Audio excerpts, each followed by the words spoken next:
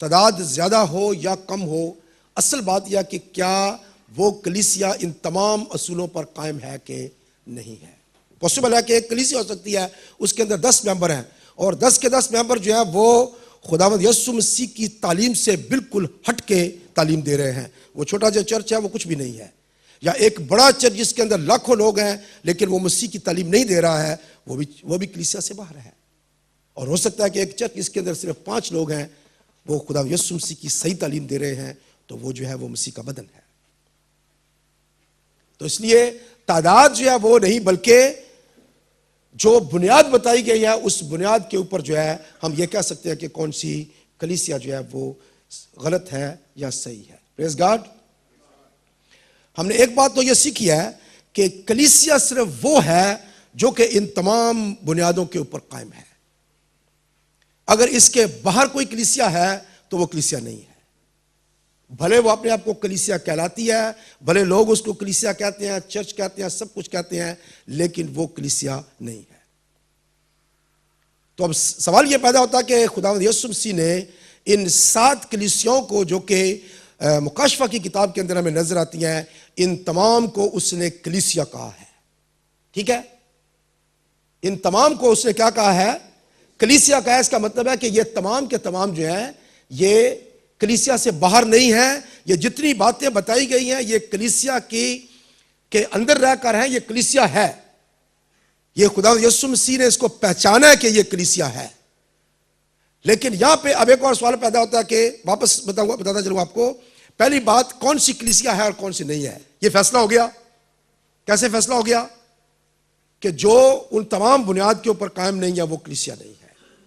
अब सेकंड जो पॉइंट है वो है जो कलीसिया है वो किस हद तक जो है वो वाकई प्योर है या नहीं है। खालिस कलीसिया जो है वो किस, उसका लेवल क्या है, और वो कलीसिया का जो लेवल है कि कितनी खालिस है या नहीं है, ये 7 कलीसियाएं उसका पैमाना है।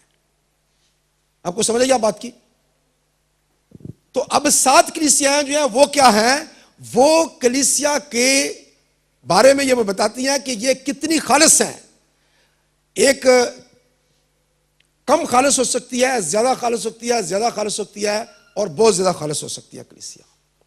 तो ये 7 कलीसियाएं जो है ये हमारे पास एक खुदा ने पैमाना दिया है कि कौन कौन सी हमारे अंदर कमियां हैं, कौन सी कमजोरियां हैं, कौन सी अच्छी बातें हैं, ताकि हम उनको सारी चीजों को अपने अंदर से निकाल कर किस लेवल तक ले जाएं जहां पे हमारे अंदर कोई झुर्री, कोई दाग, कोई धब्बा, कोई चीज ना हो, बल्कि हम पाक और साफ कलीसिया जो है वो खुदा यीशु मसीह के सामने हाजिर की जा सके।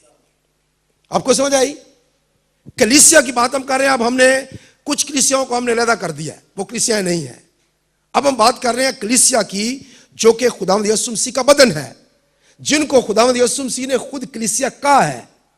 अब वो कलीसियाएं जो है उनके अंदर हमने देखना है कि उनके अंदर प्रॉब्लम है, क्या वो खालिस है, नहीं है। अगर वो खालिस नहीं है तो कौन सी चीजें इन 7 कलीसियाओं के अंदर बताई गई हैं जिनको दुरुस्त करके वो लोग अपने लेवल को जो है वो ऊपर ले जा सकते हैं। Praise God. तो 7 कलीसियाएं जो हम सीखने वाले हैं, जो हमने पिछली दफा मैंने आपसे वादा किया था, तो ये 7 कलीसियां जो हैं ये मुकाशफा के अंदर जो है हमें बताई गई है। पहली बात यह है कि ये मेरे साथ देखें मुकाशफा की किताब और उसका पहला बाब।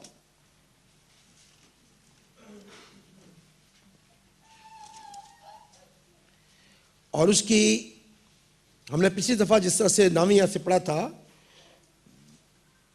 उसकी 9वीं आयत से लेकर जी पढ़े 13 तक पढ़ लें जी। मैं यूहन्ना जो तुम्हारा भाई और यीशु की मुसीबत और बादशाही और सब्र में तुम्हारा शरीक हूँ, खुदा के कलाम और यीशु की निस्बत गवाही देने के बायस उस टापू में था जो पतमुस कहलाता है, कि खुदावंद के दिन रूह में आ गया और अपने पीछे नरसिंगे की सी एक बड़ी आवाज़ सुनी कि जो कुछ तू देखता है उसको किताब में लिखकर 7 कलीसियों के पास भेज दे, यानी इफसस और सुमरना और परगमन और थवातीरा और सरदीस और फिलदिल्फिया और लुदीकिया में। मैंने उस आवाज़ देने वाले को देखने के लिए मुंह फेरा जिसने मुझसे कहा था, और फिर कर सोने के 7 चिरागदान देखे, और उन चिरागदानों के बीच में आदमजात सा एक शख्स देखा जो पांव तक का जामा पहने और सोने का सीना पर बांधे हुए था। उसका सर और बाल सफेद ऊन बल्कि बर्फ की मानद सफेद थे, और उसकी आंखें आग के शोला की मानद थी। बस जी, प्रेज़ गॉड जी, खुदा के मुकद्दस कलाम के पढ़े सुने जाने पर उसकी बरकत हो। यहाँ पे हमें बताया गया कि यूहन्ना जो है, यूहन्ना रसूल जो है, वो पतमस के जजीरे में था, और उसने उस वक़्त वो वहाँ पे कैद था जब उसने ये बात सुनी है। इससे पहले कि हम इस बात की तरफ चले, मैं आपको एक बात बताना चाहता हूँ कि हम जब मुकाशफा की किताब हम पढ़ते हैं तो मुकाशफा की किताब जो है ये मुस्तकबिल के बारे में है। तमाम जो चीज़ें हैं इसके अंदर मुस्तकबिल के बारे में बताई गई हैं कि मुस्तकबिल के अंदर क्या कुछ होने वाला है।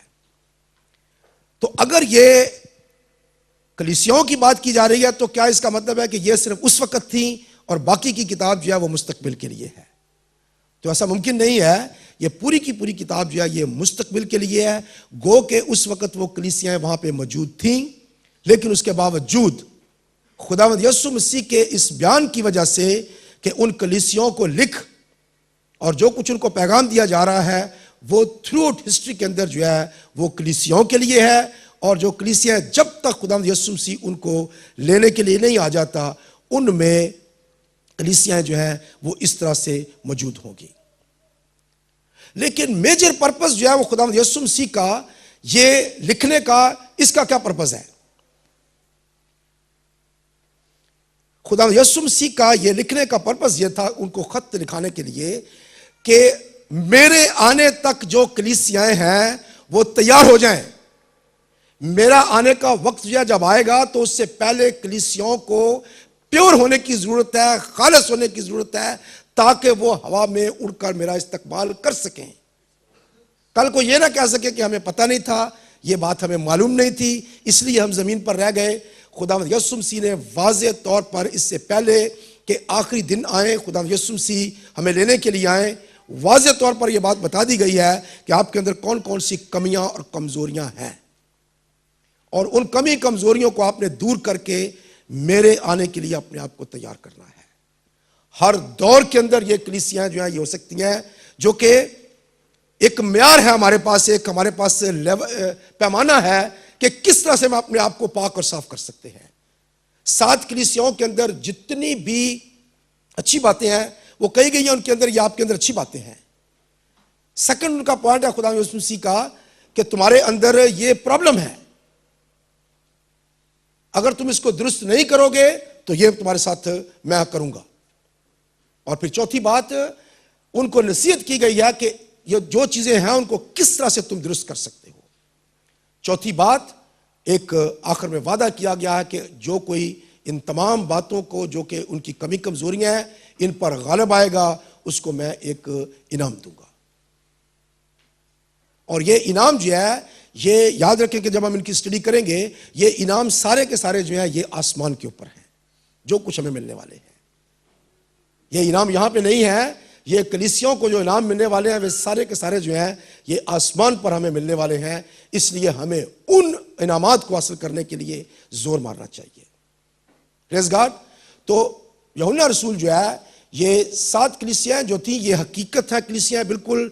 बाज़ औक़ात हम जब बाइबल पढ़ते हैं तो हम फर्जी चीजें समझते हैं कि यार ये फर्जी चीजें हैं, ये हैं कि नहीं है, या कहां पे थी क्या थी, हमें कुछ इनके बारे में इल्म नहीं होता है। लेकिन याद रखें ये 7 कलीसियां जो हैं ये हकीकत में 7 कलीसियां थी, 7 चर्चेस थे।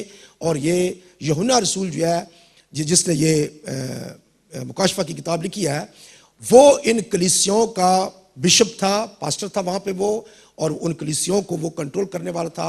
और इसीलिए खुदावंद यीशु मसीह ने उन कलीसियाओं को जो है उनको चुना। पतरस जो है वो यूहन्ना रसूल जो है वो खुदावंद यीशु मसीह की गवाही देने, उसके कलाम को फैलाने के लिए और लोगों को खुदावंद यीशु मसीह के बारे में बताने के लिए जब वो मुरादी करता था तो उस वक़्त रोमन हुकूमत ने उसको पकड़कर जो है वो पतमस के जजीरा में उसे डाल दिया, उसको कैद में डाल दिया।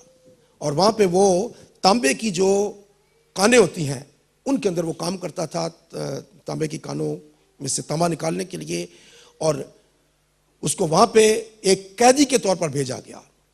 लेकिन खुदा ने उस कैद को जो है एक बहुत बड़े मुकाशफे में जो है वो तब्दील कर दिया। बाज़ औक़ात हमारी जिंदगी के अंदर जब प्रॉब्लम्स आती हैं तो उस वक्त खुदा को बहुत बड़ा काम कर रहा होता है जो हमको पता नहीं होता है। तो पतमस जो है ये एक छोटा सा जजीरा है जो कि हम अभी देखेंगे। कहां पे है जी, जरा खोलें जी। ये जी पतमस का जजीरा है ये, और ये हकीकी तौर पर मौजूद है। आज भी उसका नाम पतमस ही है, उसका नाम चेंज नहीं हुआ है। तो ये पतमस का जजीरा जो है ये आज भी मौजूद है। और ये कहां पे है? ये 7 कलीसियाएं हैं जिनके बारे में ये लिखा गया है। और ये साइप्रस है नीचे, कुब्रस जिसे कहते हैं। और उसके बाद आप देख सकते हैं कि ये एरिया जितना भी है ये माइनर एशिया कहलाता है। और ये तमाम इलाका जो है ये आजकल जो है ये तुर्की के पास है। ये तमाम इलाका जो है ये तुर्की के पास है। और हम यहां से जो देख सकते हैं ये यूनान है, ये ग्रीस लिखा है ना, ये यूनान है। और यूनान के बाद यहां पे रोम है। मैं कोशिश करूंगा कि नेक्स्ट टाइम आपको बड़ा नक्शा जो है वो मुहैया कर सकूं। तो यहां पे ये यूनान है, इसके बाद जो है ये तमाम जितने भी रोम है यहां पे, और इसके पीछे जो है वो साइड में जो है वो पूरा इसराइल और उसका सारा इलाका है। ये 7 कलीसियां जो है ये आज के दौर में ये तुर्की के अंदर ये सारा एरिया जो है मौजूद है। और ये सुमरना जो है ये अब क्या कहलाता है? ये अजमेर कहलाता है। और ये बहुत बड़ा सिटी है, बहुत इसकी शोहरत है, बहुत ज़्यादा ये लोग वहाँ पे जाते हैं। और ये 7 कलीसियाँ जो हैं ये आजकल जो है ये पूरा एरिया जो है ये तुर्की के पास है ये एरिया। और ये नहीं है कि ये तमाम नाम जो है ये तमाम जगहें जो हैं ये फर्जी हैं और हम बाइबल के अंदर इनको पढ़ते तो हैं लेकिन बस समझते हैं कि कहीं पे होंगी, शायद किसी जगह पे होगा। ये तमाम जगहें मौजूद हैं। अगर आप देखें कि ये तमाम जितने जो आपको जगह नजर आती है, मैं थोड़ा सा आगे चला जाऊं तो मेरे ख्याल में ज़्यादा अच्छा रहेगा, आपको बताता चलो। इसमें आपको ये नजर आता है, ये लिखा हुआ इकोनियम, लिस्त्रा, दरबे, ये तरसीस आपको लिखा नजर आता है। ये तरसीस जो है ये पॉल जो है इस जगह का था, इस जगह पैदा हुआ पौलुस रसूल जो है, और ये उसका यहाँ पे उसका घर था।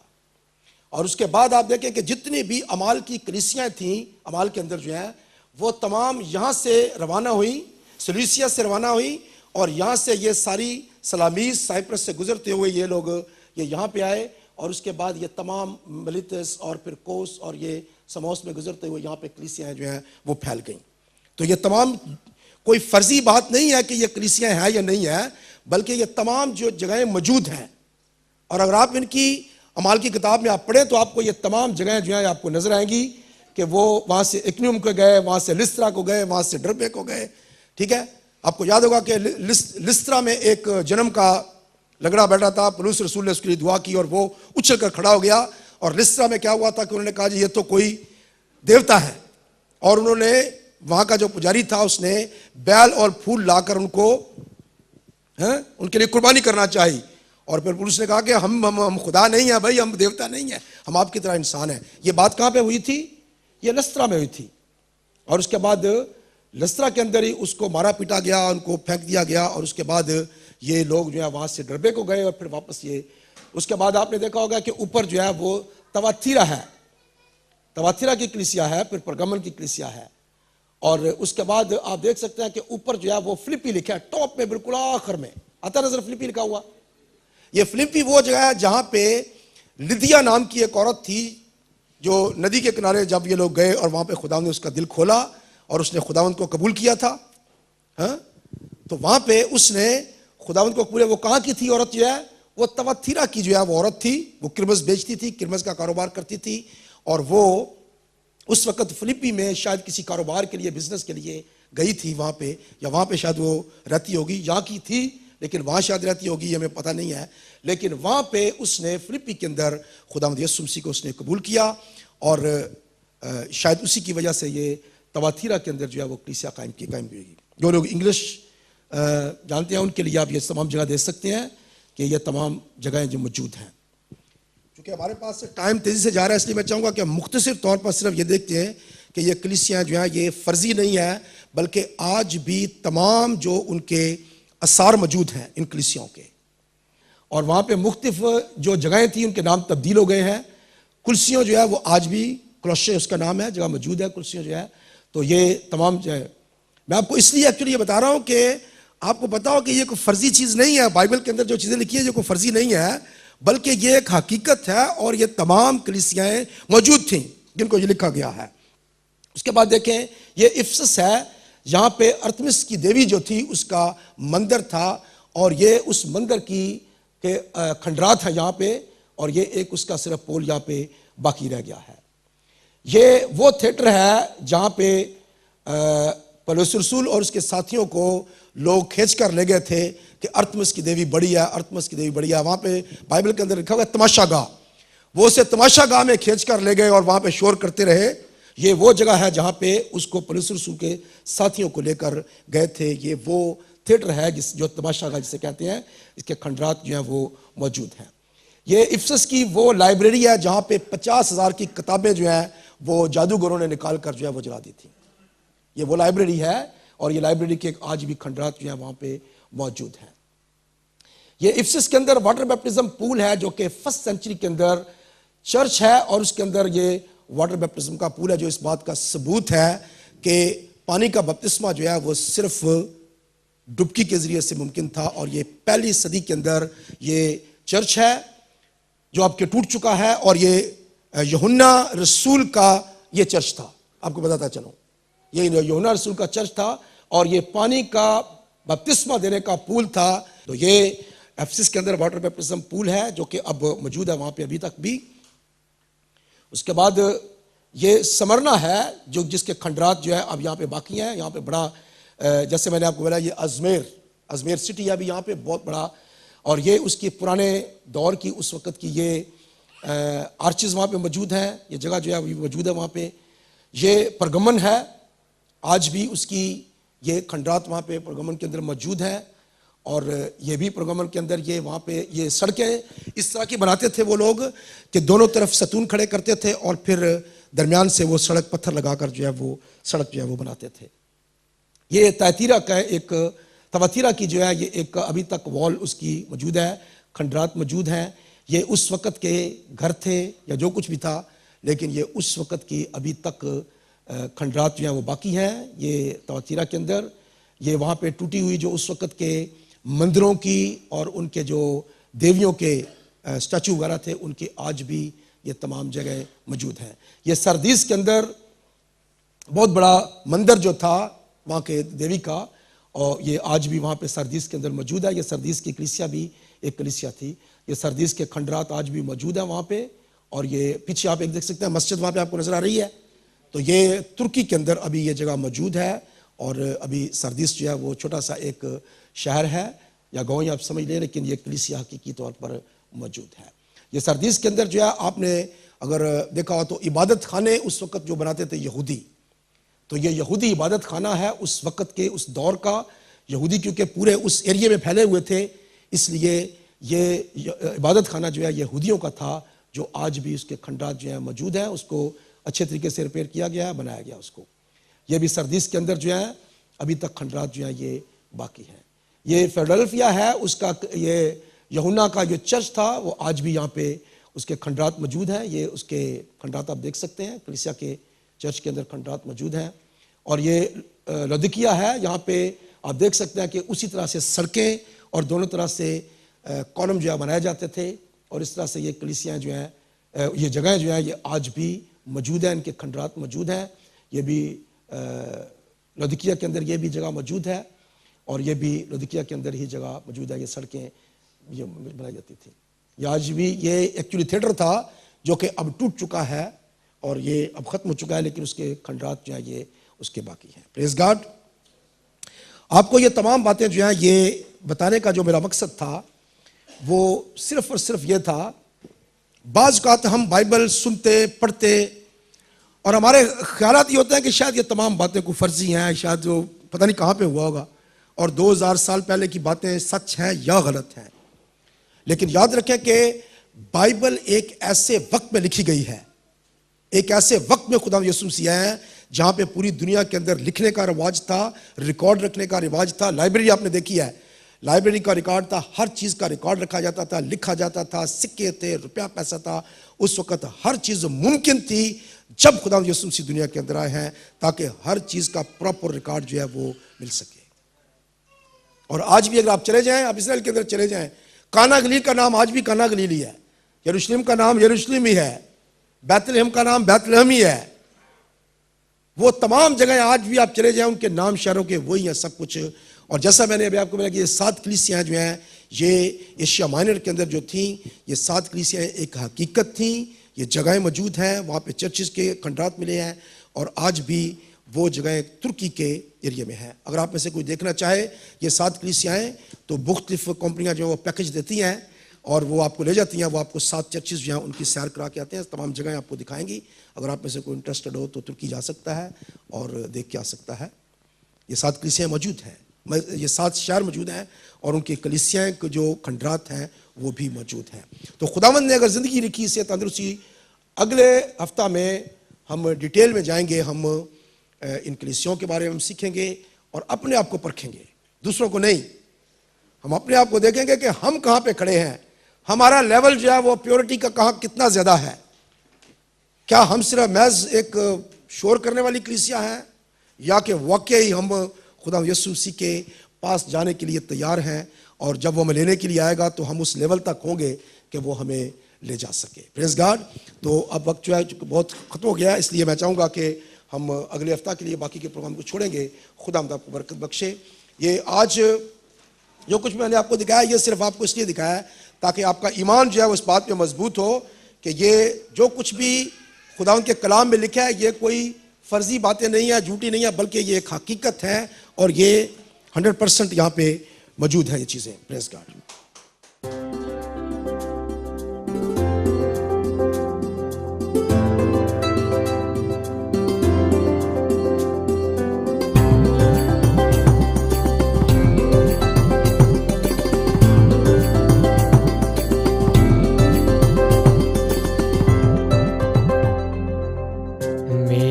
आस है तेरे उते है यहोवा पाक खुदा, मेरी आस है तेरे उते है यहोवा पाक खुदा,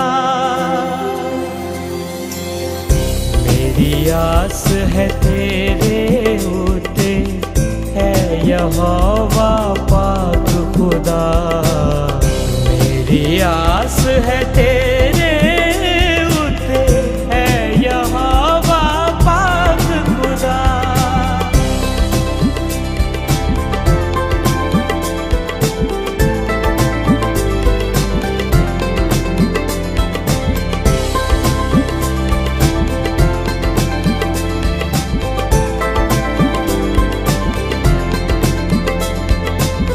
मेरे वल तू कर कन अपना, मैनू छेती दे अरमान, मेरे वल तू कर कन अपना, मैनू छेती दे अरमान, दे पनाह हो किला मेरा, मेरी हो मजबूत चट्टान,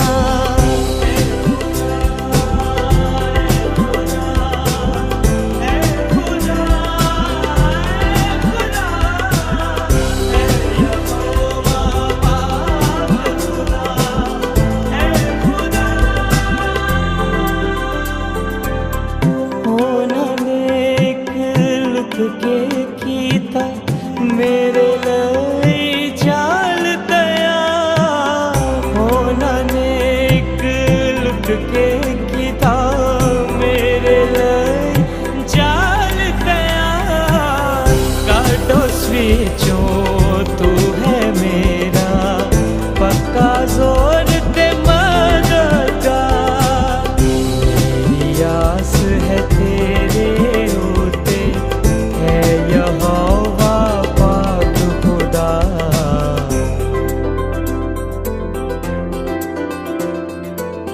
तेरी रहमत दे या रब, खुश हो खुशियाँ करांगा। तेरी रहमत दे या रब। खुश हो खुशियाँ